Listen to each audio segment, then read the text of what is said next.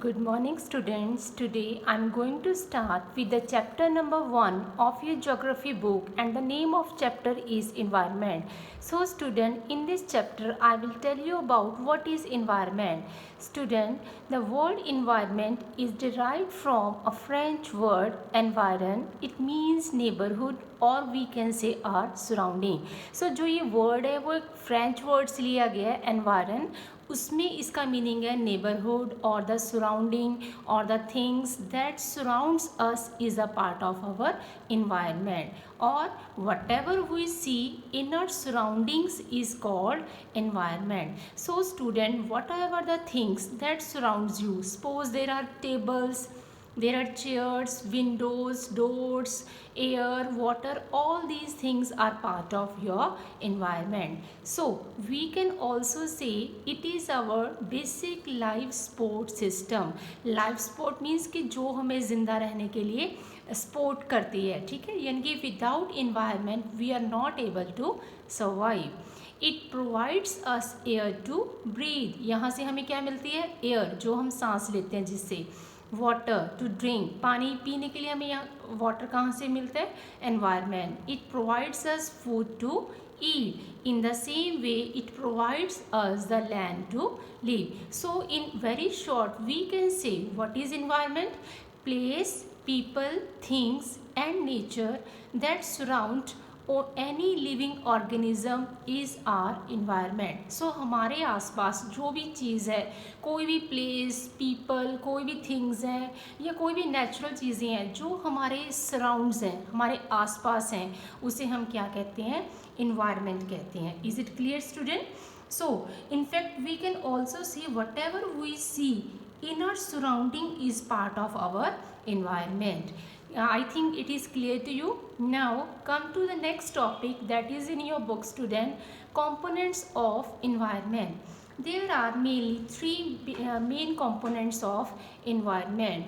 The first one is student natural environment, and the second one is human made environment, and the third one is human environment. So ये तीन components हैं जिससे मिलके हमारा क्या बना हुआ है? environment बना हुआ है. So what is natural environment student?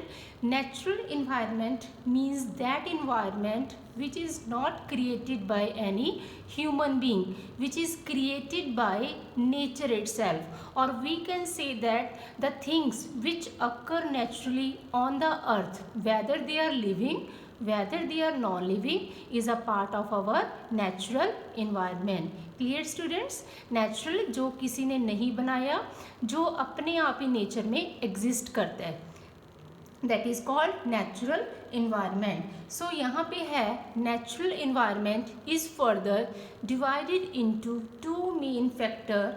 Number one is biotic and number two is abiotic. ये student, what is biotic? Bio का मीनिंग क्या होता है? Bio means life.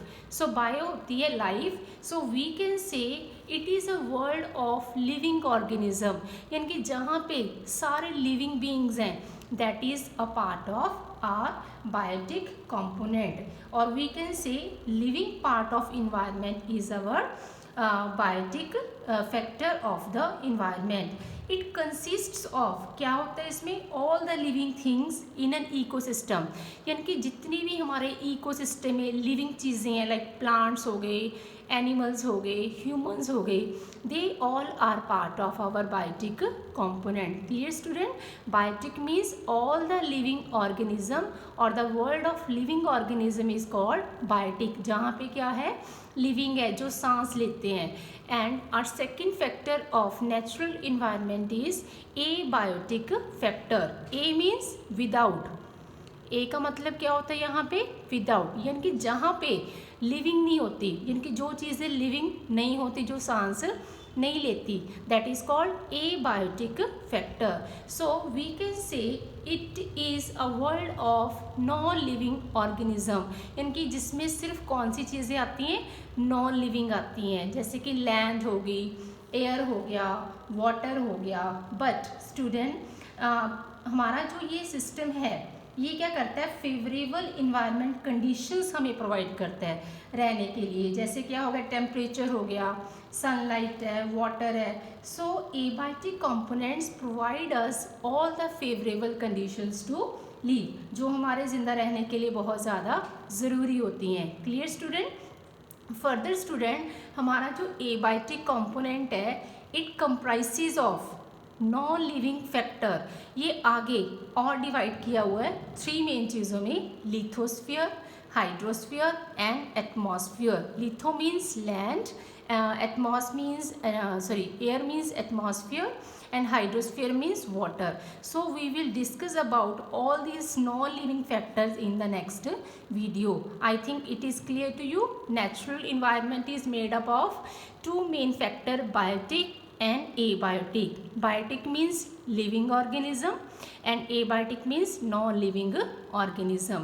So student, our second component of environment is human made environment. So from this word it is clear that the environment which is created by human, which is not made by nature, is our human made environment, जिसको हमने बनाया है. For example, parks, roads, buildings, monuments, tables, chairs, इनकी जो चीज़ें हम अपने comfort के लिए बनाते हैं, that is called human made environment. Natural, जिसमें चीज़ें नेचुरली अकर करती हैं. ह्यूमन मेड, जिसको हम लोगों ने कंस्ट्रक्ट किया है, बनाया है for our own use. But we people are daily spoiling या we can say modifying the environment for our need. हम डे बाय डे अपने इन्वायरमेंट में चेंजेस लाते जा रहे हैं अपनी ज़रूरतों को पूरा करने के लिए. Clear student?